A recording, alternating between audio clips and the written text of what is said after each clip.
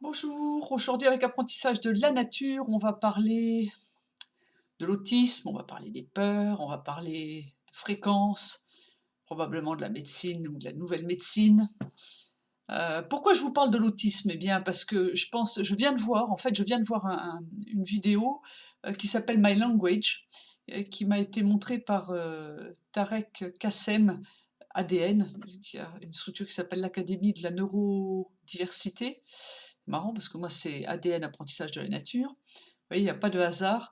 Et j'ai beaucoup apprécié cette vidéo. En fait, on montre une jeune femme autiste qui est filmée dans le silence avec ses comportements au début, et ensuite elle donne elle-même les explications. Et je suis complètement en résonance parce que c'est la perception que j'ai de l'autisme. D'une part, j'ai 2 neveux sur 2 générations autistes dans ma famille, donc je dirais, je me sens tout à fait concernée par ça. Que moi-même j'ai toujours été vraiment différente, avec des perceptions ou voilà. Donc je me sens bien concernée par ces attitudes-là, et qu'enfin j'avais une ferme pédagogique dans laquelle j'ai eu à un moment donné l'occasion de recevoir un groupe d'autistes, donc je vais vous en parler un peu plus tard. Ce que je veux dire, c'est que l'autisme, enfin, moi la perception que j'ai de l'autisme, c'est vraiment des êtres, d'abord ce sont des êtres qui sont dans ce monde, mais ne sont pas nécessairement de ce monde, et qui en tout cas ne résonnent pas et ne sont pas avec les fréquences ici de ce bas monde. Et c'est tous les problèmes. Donc ils ne se déplacent pas comme nous, par exemple, en ligne droite. Et ils ont des mouvements qui sont, pour nous, qui ne sont pas coordonnés ou qui sont surprenants ou étonnants. Bon, ils ont des formes d'expression ou de communication totalement différentes. Ben, c'est pas parce que tous ces comportements, entre guillemets, ne paraissent pas normaux, que ces gens ne sont pas tout à fait normaux par rapport au monde dans lequel ils vivent et qui n'est pas nécessairement le monde dans lequel nous sommes. Les autistes ont, selon moi, accès vraiment à d'autres réalités, à d'autres mondes parallèles, et de plus en plus, les gens se reconnectent à ça.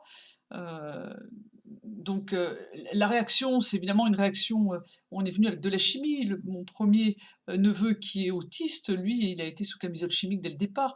Ce qui n'empêche pas qu'il a cette conscience, parce que quelques années en arrière, je pense que c'est il y a 6 ans en arrière, je me souviens toujours, j'étais en train de faire la vaisselle et il est venu me voir en m'appelant, et il m'a tendu sa main et il m'a montré son cachet sédatif pour aller passer une bonne nuit. Donc il sait parfaitement ce qui est en train de lui advenir. Je crois qu'il faut vraiment admettre que les autistes sont venus pour nous faire changer d'attitude vis-à-vis de la différence, vis-à-vis du respect, peut-être vis-à-vis aussi de la médecine que l'on a, qui n'est pas nécessairement la médecine allopathique, une médecine qui a réponse à tout. C'est avant tout une médecine qui vient avec de l'ingénierie, des outils pour faire des diagnostics, mais qui ne prend pas l'histoire du patient, qui n'écoute pas le patient, elle n'est pas dans une logique où la plupart des médecines traditionnelles sont, que une personne, c'est pas seulement un corps physique, c'est avant tout 4 corps inférieurs avec des énergies, des vibrations, des mémoires, des enregistrements, et tout ça, ça se travaille depuis l'aube des temps. Mais en allopathie, ça se travaille pas comme ça. En tout cas, pas encore, ça viendra peut-être. Peut-être qu'avec la technologie de l'allopathie et l'intelligence et la sagesse des médecines traditionnelles, de type Ayurveda ou de type médecine traditionnelle chinoise, ou il y en a bien d'autres, pas la chinoise, d'accord, uniquement l'Ayurveda et la médecine ayurvédique. Ça se passe comme ça maintenant. On arrivera avec la technologie à aller directement à la cause de la maladie. Mais pour en revenir à l'autisme, donc moi j'ai un premier neveu qui a plus de 20 ans maintenant, donc qui est sous camisole chimique. Et j'ai un deuxième neveu qui est beaucoup plus jeune, où là, les parents, bien évidemment, les parents sont plus jeunes, la conscience est différente, il y a déjà du recul, donc les premières générations d'autistes ou les deuxièmes générations ont commencé à faire avancer aussi un peu, entre guillemets, la recherche, la prise de conscience euh, vis-à-vis de l'autisme. Ce deuxième neveu, lui, il est totalement traité différemment. Ses parents, il n'y a aucune chimie, il est sous homéopathie, il a été pris en main d'une autre façon, avec une méthode américaine. Et moi, quand je le vois, c'est un bonheur parce que c'est un enfant qui est lumineux, qui est souriant, qui s'exprime à sa façon, mais il s'exprime, il communique avec ce qui est vivant autour de lui. Dans la nature, il pousse des petits cris, il fait des gestes, enfin une évolution exceptionnelle pour cet enfant. Donc vous voyez, tout dépend de la façon, c'est comme un sol. Il y a pas de bon ou de mauvais sol. Il y a juste un sol avec qui on doit passer plus de temps et prêter plus d'attention. Et la façon dont on va traiter un sol, bah, fera qu'on aura des belles plantes, et cetera. Et moi, vraiment, je suis convaincue que la camisole chimique est absolument pas la solution. Et la preuve en est, j'avais, il y a plusieurs années, une ferme pédagogique de plantes médicinales. Et dès le départ, j'avais souhaité que cette ferme, que j'avais montée avec mon compagnon, mais moi, je m'étais vraiment focalisée sur la partie prise de conscience, pédagogie. Je voulais avoir un jardin pédagogique dans lequel je fasse toucher aux gens, sentir, goûter, réveiller leurs sens et les mettre en conscience avec la nature. La nature, c'est pas quelque chose de mort dans lequel on va se promener pour respirer un air pur. La nature, c'est des tas de choses qu'on voit pas. Bon, moi, j'ai cette capacité, dès que je vais dehors, de rentrer en résonance, donc ça bouge, ça vibre, voilà, peu importe. Mais mon objectif, c'était ça, c'était que les gens goûtent, touchent, sentent et de l'intérieur, se remettre en contact avec ce qu'ils sont à l'intérieur. Ils sont vivants, ils ont ces sens-là. Et les autistes ont probablement des sens qui vont plus loin que ça, parce que j'avais fait une visite avec un petit groupe d'autistes et je me souviendrai toujours, quelle joie! J'ai poussé le portail du jardin, dans lequel il y avait des panneaux, il y avait plus d'une centaine de plantes différentes. C'était au mois de juin, donc les plantes étaient en pleine expression, avec des parfums, avec des couleurs, avec des vibrations, qu'elles soient petites ou grandes, qu'elles soient rampantes ou dressées.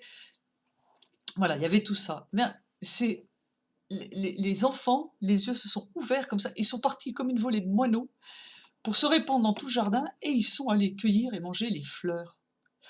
Et moi, j'ai eu de suite, enfin, j'étais en confiance totale parce que je pense qu'il y a eu une autre prise de conscience. Je savais ce que ces enfants étaient en train de faire, quand bien même j'avais des toxiques dans mon jardin.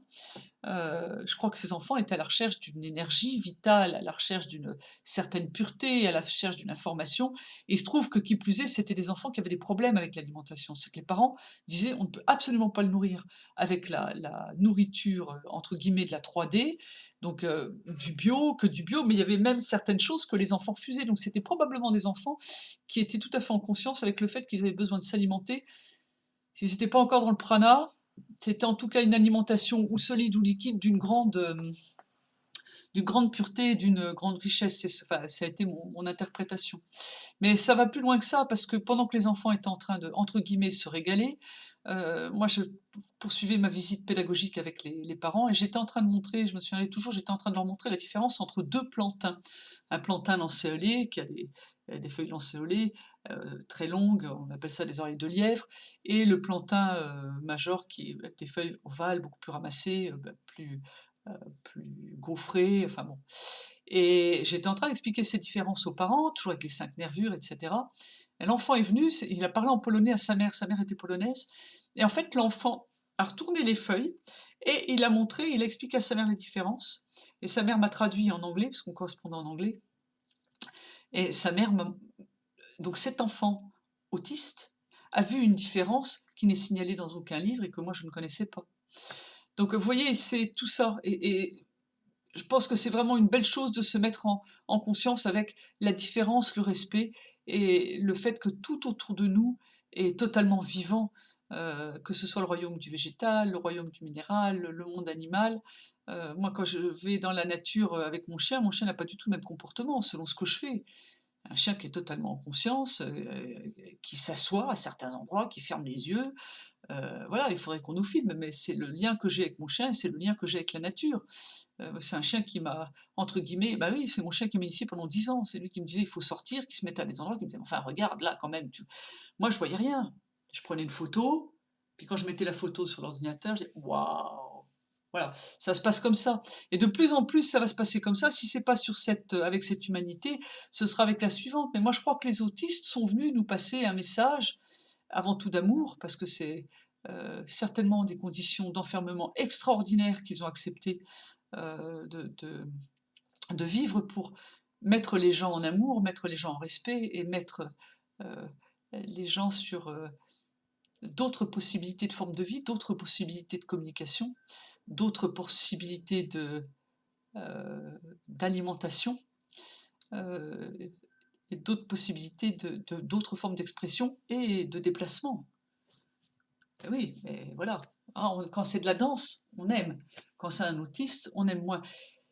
Mais chaque chose a sa raison d'être et moi je suis convaincue qu'il y en a beaucoup qui font un travail extraordinaire actuellement pour la planète, au-delà de la prise de conscience vis-à-vis de l'humanité. Heu, je pense qu'ils sont vraiment en train de travailler avec d'autres mondes, heu, pour informer ou pour maintenir des équilibres sur la belle planète Terre. Voilà, c'était le message que je voulais vous passer et n'oubliez pas d'aller regarder ce film My Language sur YouTube. Vous allez voir un très, très beau message. Voilà, à tout bientôt avec Apprentissage de la nature, ex-ADN.